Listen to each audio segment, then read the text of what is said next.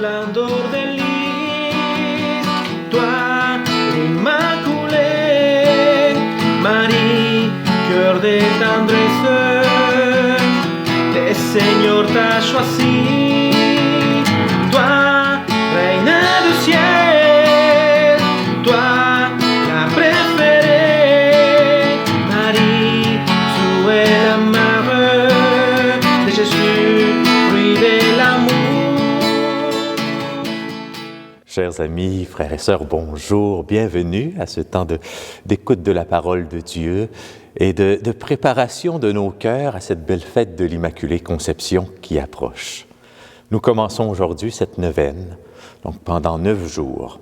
Nous prendrons le temps d'approfondir, d'accueillir ce don qui a été fait à Marie, son Immaculée Conception, et qui nous concerne aussi, parce que tous les dons que Dieu a accordés à notre Maman du ciel rejaillissent sur nous d'une manière ou d'une autre. L'Immaculée Conception, c'est ce don qui fait que Marie, dès le premier instant de sa vie, a été préservée de la tâche du péché originel.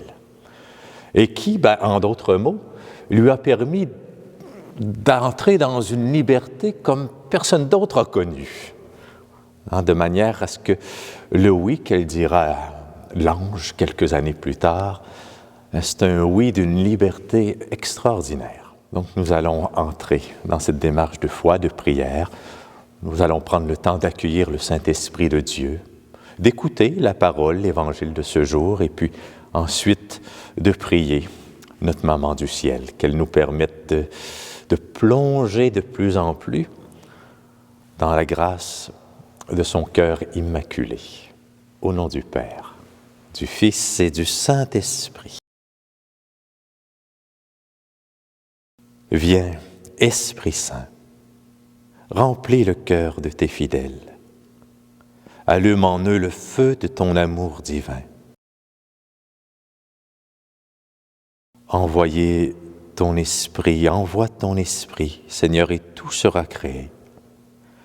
Renouvelle la face de la terre avec la Vierge. Ouvrons notre cœur à la bonne nouvelle, à l'Évangile de Dieu. Alléluia, Alléluia, Alléluia, gloire à toi, Seigneur. De l'Évangile de Jésus-Christ selon saint Matthieu. En ce temps-là, comme Jésus était entré à Capharnaüm, un centurion s'approcha de lui et le supplia « Seigneur, mon serviteur est couché à la maison, paralysé, et il souffre terriblement. » Jésus lui dit « Je vais aller moi-même le guérir. » Le centurion reprit « Seigneur, je ne suis pas digne que tu entres sous mon toit, mais dis seulement une parole, et mon serviteur sera guéri. » Moi-même qui suis soumis à une autorité, j'ai des soldats sous mes ordres. À l'un je dis « va » et il va. À un autre « viens » et il vient. Et à mon esclave « fais ceci » et il le fait. À ces mots, Jésus fut dans l'admiration et dit à ceux qui le suivaient « Amen, je vous le déclare. Chez personne en Israël, je n'ai trouvé une telle foi.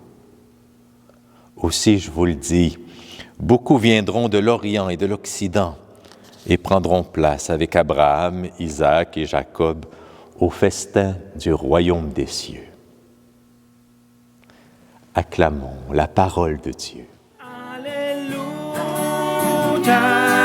Alléluia, Alléluia, gloire à toi, Seigneur. Ce premier jour de la neuvaine, nous penchons sur Marie comblée de grâce, elle qui depuis les tout débuts de sa conception, de son existence, a été bénie, plongée, a été remplie de la grâce divine. Et cette grâce a façonné en elle une ouverture extraordinaire à la vie de Dieu, a fait en sorte qu'elle puisse entrer dans une foi qui peut nous faire penser à cette foi du centurion. Lorsqu'on entend ce centurion de l'Évangile dire « Bien, Seigneur, je ne suis pas digne que tu entres sous mon toit, mais dis seulement une parole et je serai guéri. On peut entendre en écho la foi de la Vierge Marie qui dira à l'ange, bien, que tout se fasse pour moi selon ta parole. Et puis bien, si le centurion ne s'est pas senti digne que Jésus entre sous son toit, ben, la Vierge ne s'est pas regardée, elle a laissé faire Dieu et il est venu en elle. Donc l'Immaculée Conception de Marie, son cœur entièrement libéré de toute trace du péché, a ouvert une porte grande, extraordinaire, à l'aventure de Dieu parmi nous. Que l'abondance de la grâce de cette maman, que nous prions tant de fois, rejaillisse sur chacune d'entre nous. Prions. Marie, pleine de grâce, Dieu notre Père, parmi toutes tes créatures, tu as fait éclore Marie, la créature parfaite, l'Immaculée Conception. L'Immaculée Conception, c'est un cri d'espérance. Le mal, le péché et la mort n'en sont plus les vainqueurs. Marie, signe précurseur, aurore du salut. Marie, toi l'innocence et le refuge des pécheurs, nous te prions. Ô Marie, ma mère, avec l'ange Gabriel, avec votre cousine Élisabeth, laissez-moi vous dire chaque jour, je vous salue pleine de grâce. Je veux vous écouter, vous ressembler. Je veux vous aimer et vous dire merci. Ô Mère de miséricorde, nous confions à ton cœur et à ton amour le peuple entier et l'Église de cette terre.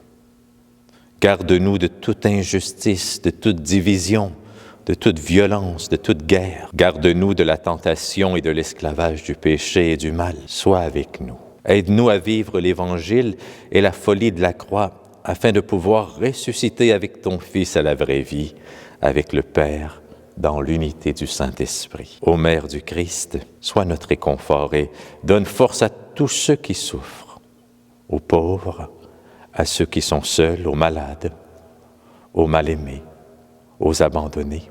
Donne la paix à notre terre divisée et à tous la lumière de l'espérance. Et avec un cœur d'enfant, nous te prions, Marie. Je vous salue, Marie, pleine de grâce. Le Seigneur est avec vous. Vous êtes bénie entre toutes les femmes et Jésus, le fruit de vos entrailles, est béni. Sainte Marie, Mère de Dieu, prie pour nous pauvres pécheurs, maintenant et à l'heure de notre mort. Ô Marie, conçue sans péché, priez pour nous qui avons recours à vous. À tous, je demande à notre Dieu d'amour de poser ses mains sur vous et que par l'intercession de la Vierge Immaculée, vous soyez remplis de grâce en ce jour. Au nom du Père, du Fils et du Saint-Esprit. Amen.